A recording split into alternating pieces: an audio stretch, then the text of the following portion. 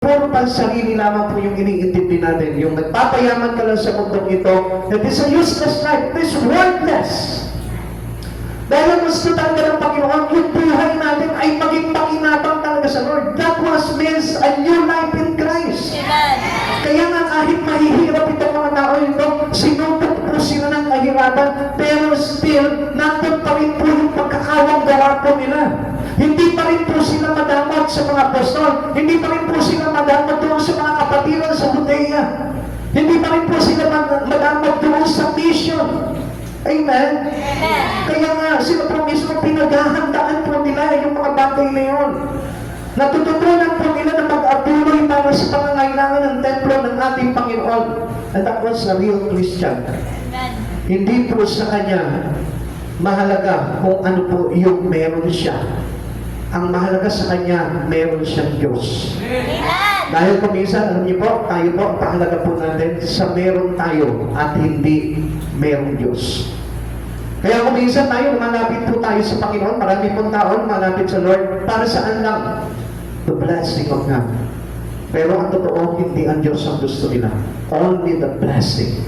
Amen? Amen. Kaya nga kung minsan, alam nyo, marami pong tao hindi talaga pinagpapala ng Diyos because they didn't know how to minister their things in them.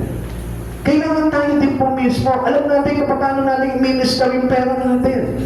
Alam natin kung paano i-minister yung mga bagay na meron tayo. At alam natin na ito ay para sa Panginoon at binabalik lamang po natin sa Kanya. Amen. Amen. Pero we have sa Lord po yan. Amen. Tayo yung mga katiwala lang. And you must be a good steward to Jesus. Kailangan mapagkatiwalaan ka. Kaya nga kung minsan, alam nyo, yung trabaho po natin, nagiging curse sa buhay po natin yun. Why? Kasi pansarili lang eh. Minsan nagtatrabaho tayo, napapalayo pa tayo sa Lord. Pag ganun po yung trabaho natin, it is not the blessing of God. It is curse. Amen. That will give unto you by an enemy. Ang kaaway yung nagbigay sa iyo kapag ka ikaw nakapalayo sa Panginoon. Dapat, supposed to be yung kayamanan mo, yun yung magtutulak sa iyo palapit kay Jesus. Amen. Kasi yung talagang pinagpapala ng Lord, if Jesus is the source of everything to them, marunong siyang magpasalamat sa Diyos. Amen. Kaya hindi mo makikita lumalayo sa Panginoon yan. Amen. Amen. And that was a real Christian. And last, it means that we must be active as a Christian. Active spiritually. Na kailangan po, yung espiritu po natin is already active. Christians are not new creatures. Hindi po tayo bagong linikha. Kundi bagong nilalang po tayo may Kristo. So they can lazily ease their way to heaven without any labor. Minsan marami po sa atin, tamad pa rin, ano po? Sabihin mo sa katabi mo, huwag ng tamad. Magsipag ka na.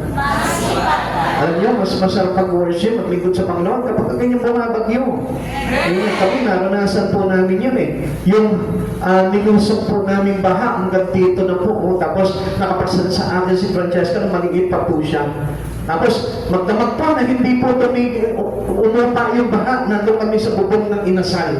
Magdamag po kami doon. Nag-minister kami ng mga kasama namin, mga tao po doon na stranded po ng bagyo.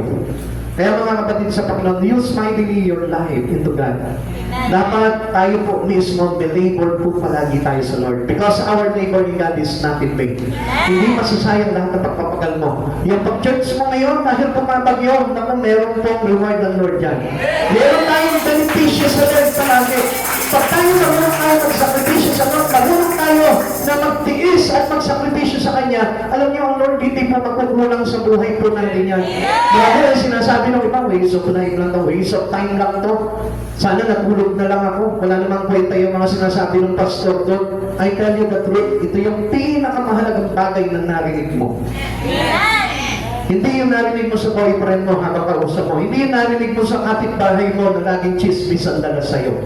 Kundi, ang totoo niyan, yung labor na ito na pinapakinggan mo ngayon ay yung labor na hindi masasayang pagdating ng araw, papakinabangan mo doon sa kaharian ng Diyos. Amen? Kapag bagong nilalang na po tayo, we are not lazy anymore. Kailangan masipag na po yung espiritu natin. Active na po yung espiritu natin. Amen? Sabi mo, I am an active Christian. Bakit po kayo Kaya, bakit gusto